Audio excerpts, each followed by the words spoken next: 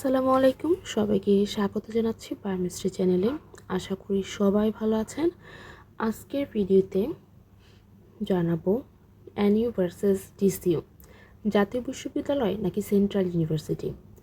অনেক শিক্ষার্থী আছো যারা ফার্স্ট টাইমার এবং সেকেন্ড টাইমার ন্যাশনাল ইউনিভার্সিটিতে ভর্তি হয়েছে। এখন তোমাদের অনেকেই প্রশ্ন যে আমি এখন কি ন্যাশনাল থেকে সিট ক্যান্সেল করে এখানে আসবো বা ন্যাশনাল ভর্তি বাতিল করব। এখন তোমাদের সবার আগে জানা প্রয়োজন যে জাতীয় বিশ্ববিদ্যালয় এবং ঢাকা সেন্ট্রাল ইউনিভার্সিটির পার্থক্যটা কী।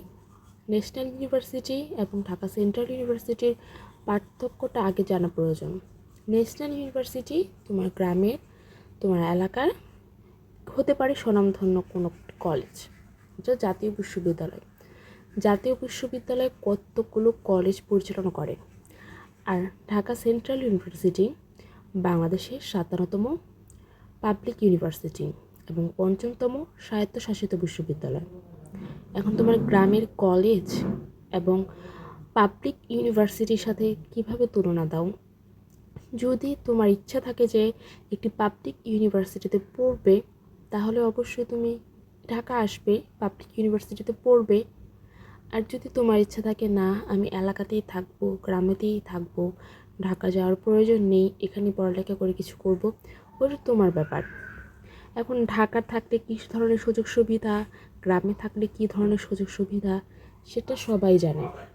ঢাকার সুযোগ সুবিধাগুলো হচ্ছে তুমি বিভিন্ন পাবলিক বিশ্ববিদ্যালয়ের শিক্ষার্থীদের সাথে বিভিন্ন প্রতিযোগিতায় অংশগ্রহণ করতে পারবে, বিভিন্ন প্রতিযোগিতামূলক অনুষ্ঠানে অংশগ্রহণ করতে পারবে, বিভিন্ন ধরনের চাকরি, বিভিন্ন ধরনের যে কোনো প্রোগ্রামে তুমি অংশগ্রহণ করতে পারবে, যেটা ঢাকার বাইরে সম্ভব হয়ে ওঠে না। ঢাকার ভেতরে চাকরির ক্ষেত্রে, তোমার বিভিন্ন কোচিংয়ের ক্ষেত্রে, টিউশনের ক্ষেত্রে বিভিন্নভাবে তুমি সহায়তা পেতে পারবে, কিন্তু গ্রামে সেটা সম্ভব না। ঢাকা থেকে যতটুকু তুমি শিখবে, গ্রামে থেকে ততটুকু শিখতে পারবে না, সেটা আমার ওপিনিয়ন। তারপরেও তুমি যদি গ্রাম থেকে শিখতে পারো বা গ্রামে যদি থাকতে চাও, সেটা তোমার ব্যাপার। ঢাকায় তুমি যে ধরনের সুযোগ সুবিধাগুলো পাবে, গ্রামে কখনোই সেই ধরনের সুযোগ সুবিধা পাবে না। আর যেহেতু তোমার সুযোগ হয়েছে যে একটি পাবলিক ইউনিভার্সিটিতে